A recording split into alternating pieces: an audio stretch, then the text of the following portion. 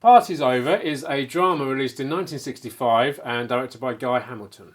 An American girl who's been living in Chelsea in London for a few months and has befriended some local beatniks. Goes to parties, lots of drinking. Yeah, and that's basically their lives, and hanging out in clubs and bars and not doing much. It transpires that she's like the daughter of a sort of wealthy businessman in America. Her fiancé works for her father, has come over to England to try and find her. She doesn't want to see him. She doesn't want to go back to America. She's kind of hooked up with one of these guys in London, sort of. Oliver Reed is in the movie, and he's kind of got his sights set on her as well. I mean, he's a bit of a ladies' man, I think he likes to think, and sort of there's a few women in this group, and you can tell that he's sort of slept with all of them, basically. But he's slimy. He's not. Yeah, he's not particularly nice. I mean, why these women throw themselves at him, I don't know, because he's not a very nice guy. Charm, isn't he? Gifted of the gab. He's good looking. He's charming. And so yeah, I mean, this guy comes from America, tries to find her because they're supposed to be getting married, and also because her father wants her back in the States.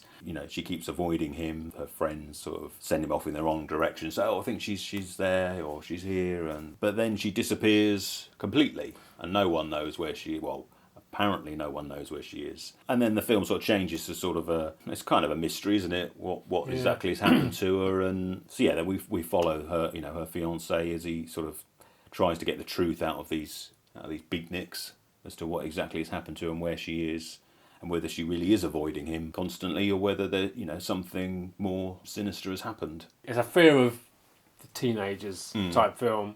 You go back to the 60s, the 50s, the 70s, the 80s, both sides of the pond, Australia, Europe, everywhere around the world have kids, and some of those kids get themselves into gangs. And that you had a lot of, especially in the 60s and over here, there were quite a few films that seemed to be terrified of those gangs. I mean, I suppose Clockwork Orange and quadrophenia sort of subject. Yeah, exactly. I think we over here particularly had quite a lot of them during the 50s, 60s, 70s. It was that kind of, obviously Once Upon a Time, you had all your classic, Brief Encounter and all those kind of films.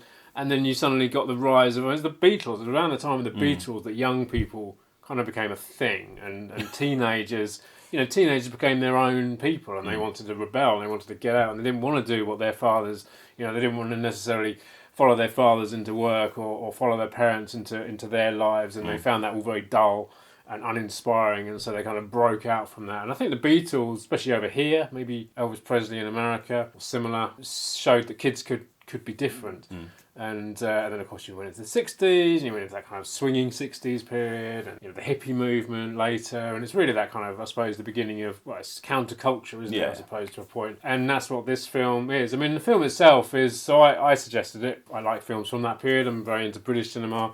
I love Oliver Reed as well. It's quite an interesting piece because it's directed by Guy Hamilton. Yeah. Of course. Famous for many Bond films. So it's quite famous for that. It's got a score by John Barry, who obviously wrote the James Bond thing. It sounds, doesn't it? Yeah. It's a bit kind of, that. I'm not going to sing it, but there's you'd know it. There's a scene right at the beginning. It's actually a really cool scene at the beginning of the film when they've had a party. It's obviously the morning after, and they're all wandering aimlessly over this bridge, hungover, and this music plays. This kind of jazzy theme plays along it, and it's got those beats. There's that kind of, I don't know, is it? I'm not going to sing it. But there's that bit in the Bond theme which is kind of reminiscent of what's going on in this music as well, and you're like, oh, that's clearly John Barry, it's clearly the Bond guy. The film is quite controversial as well because so the film had, and because we don't do spoilers on this channel, but there is a section in there which was very controversial when the film was released, and in fact it was so controversial that because they cut it, the BFC in this country played around and they cut 18 minutes of footage out of it, and so Guy Hamilton and I think the writer took their names off of the film, so it's probably quite well known for that reason, and probably Oliver Reed's performance, because his performance is, I've always really enjoyed his acting. He was a tough cookie, and he's kind of playing a tough cookie in this. I liked Oliver Reed because he wasn't like, so although he came out of that whole period with people like Richard Harris and Richard Burton and Peter O'Toole and all those kind of film greats, he didn't have the training that those guys did. I don't know for sure, but he used to say that he used to get all his training by just going to the pub and watching normal people, which is kind of a great way of training yourself as an actor, I suppose. He's just so enigmatic to watch on screen, and he's got, he's a great kind kind of presence on screen. I mean, so I hadn't seen it before, you hadn't seen it before. I hadn't seen it before, no. Yeah, once it got going, it sort of pulled me in, and I did enjoy it in the end, yeah. But there was a sort of a mystery element in it, and yeah, I kind of was invested in it, and I wanted to know, what had happened. I mean, yeah, a lot of the characters aren't particularly likeable. I mean, the main girl, Melina, she's just a little bit of a spoilt brat, really, isn't she? I mean, they're all quite vacuous. In this film, aren't they? They're all quite, there's nothing really going on in it. I mean, even the guy that comes over, he's kind of creepy because he clearly doesn't actually love her. He's just kind of had this marriage arranged by her father. Kind of, yeah. And then he kind of, as soon as he's over and kind of got bored, he sets his eyes on someone else. Although, to be fair, she does avoid him constantly. Well, she does, that's true. Well, sod you then. So I picked it up before Christmas, so it's part of BFI's flip side. The flip side is really interesting. We've covered films that Arrow release, and all these great people release some really famous films, cult films, lesser known films, things like that. But the BFI flip side is a particularly interesting one because they kind of unearth obscure and forgotten, not always art films, but films that have come out of Britain. Majority of them kind of 60s, 70s, around that period. And then some 80s as well. But they've got a really, some really excellent stuff that they've released over the last few years or so. But I think, and they do really nice, obviously it's, they've restored them, they look really good. And then they put a nice booklet in with lots of kind of essays about the film, and there's a few kind of extras on here. So the version that's on that, is that sort of uncut or? Yeah, so obviously, the one that Guy Hamilton, his version had 18 minutes dropped from it. Right. Which is on here. Because they added a voiceover, didn't they, by Oliver Reed, and I think the ending was made a bit happier. And not that was obviously anything to do with what they cut out, but obviously that was meant to make it more palatable. I don't know. I think because originally I think it was the BBFC actually said to Guy Hamilton, "We'll let your film go, but we want you to basically, in the last reel, we want all these guys, all this gang, to get hit by a bus and killed."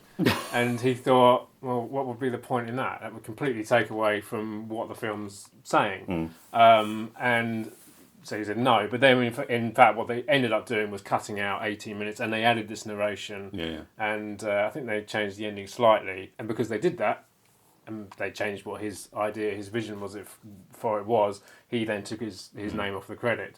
It was quite interesting because around that time, so the BBFC had this man John Trevelyan. He was actually quite a liberal person. Apparently, he was only liberal if you considered your film an art film, then he'd let it all go. But if you were a commercial filmmaker, then he'd be like, no, that's coming out, no, that's coming out. And I think it was Roy Ward Baker, the Hammer horror guy. He basically said that, he said if you made an art film, you were fine. You could put all this kind of nudity and sex and horror and blood and gore and death and all that kind of stuff in, and he'd let it fly. But if you were making a commercial film with the same stuff in, you'd just be kind of shredded, cut to pieces and whatnot.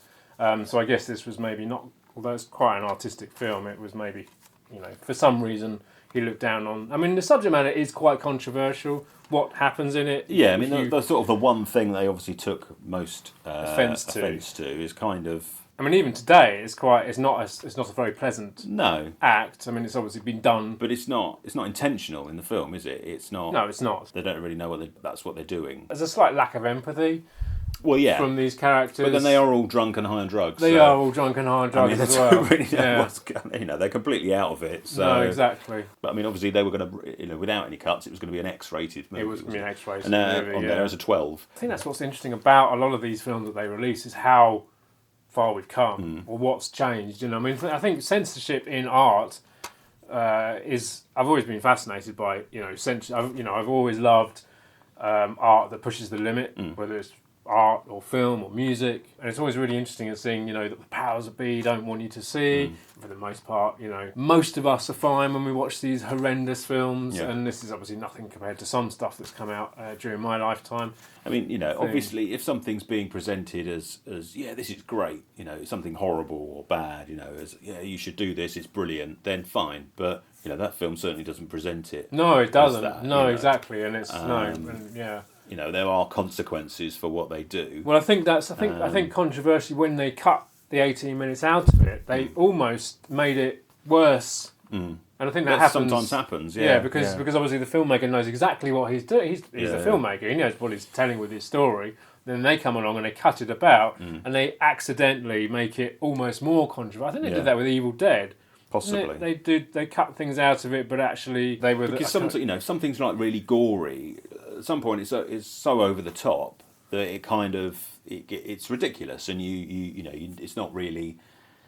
You can watch it and just see it for what the ridiculous over the top thing it is. But once you start cutting things out, it then your brain will, the audience's brain will fill in gaps, which could be exactly. Make it it almost implies something worse. Something worse than it's actually. So it can actually make it more disturbing by not showing this ridiculous gore. So that was The Party's Over, and as always, if you enjoyed the video, let us know in the comments below. Hit the subscribe button up there, and don't forget to hit the bell for notifications. There's some other videos to check out over there. Come and find us on Twitter, Facebook and Instagram, and come back next week for another video.